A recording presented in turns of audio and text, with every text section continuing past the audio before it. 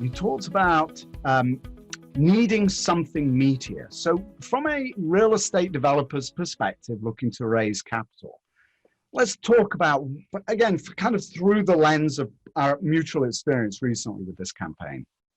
What would that mean for a real estate developer raising money? What does it mean to have something meaty? And let me actually just kind of contextualize that by thinking in terms of what are the best strategies for advertising on LinkedIn. Is it best for building a network? Is it best for asking for sales calls? Is it best to directly sell something from the ad?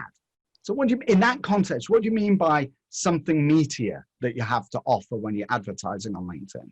Yeah, so to put this into perspective, from an ad, you're buying that space, you can ask anyone to do anything you want. And there's this whole range of, we could ask them to do something very light, like come and read this blog post, or we could ask them to do something very heavy, like hop on the phone with a sales rep or buy something. And I don't recommend the extremes on LinkedIn usually, because with a blog post, you're going to pay LinkedIn's expensive prices and you're going to end up getting blog visitors that don't convert. So it's kind of a scary proposition. Fortune 500s can do it. I don't recommend people who are on a tight budget to do that.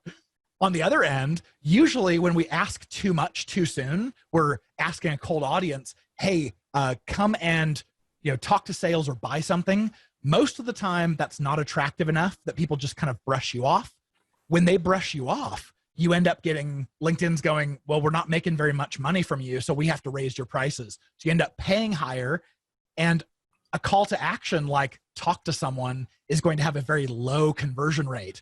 So you end up with these astronomically large, like $200 to $500 per lead kinds of numbers.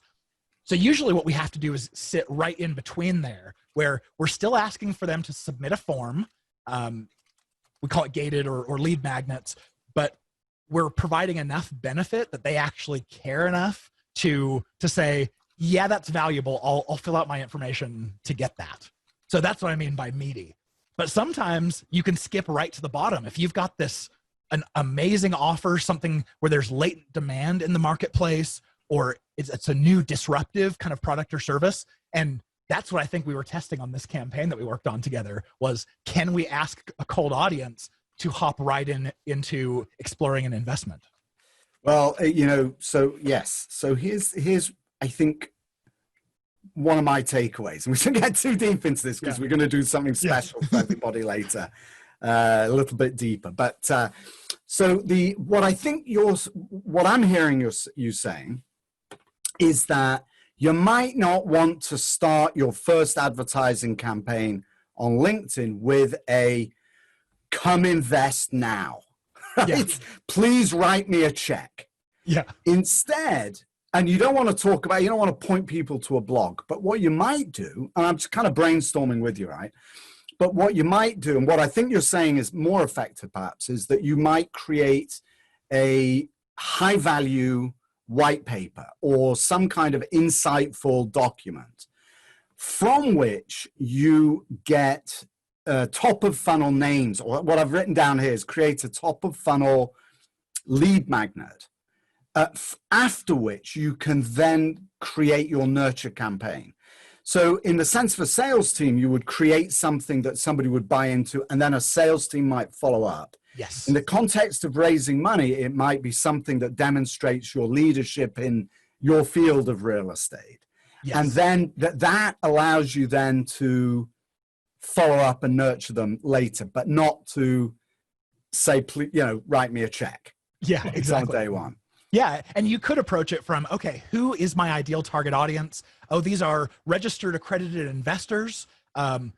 We know what kind of problems they face. We know what they care about, what keeps them up at night. So we're going to go and create a report of like I'm